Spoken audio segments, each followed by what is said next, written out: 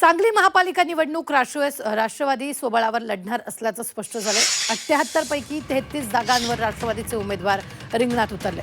महापालिकेमध्ये सर्वाधिक जागा राष्ट्रवादीच्या निवडून येतील असा दावा माजी खासदार संजय काका पाटील यांनी शहर जिल्हाध्यक्ष पद्माकर जगदाळ यांनी केला।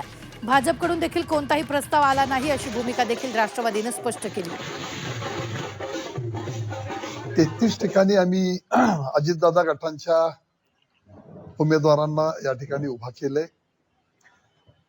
ज्या ठिकाणी आम्हाला निवडून येण्याची 100% खात्री आहे अशा ठिकाणी आम्ही 33 ठिकाणी 78 पैकी या ठिकाणी उमेदवार उभे केलेले आहेत।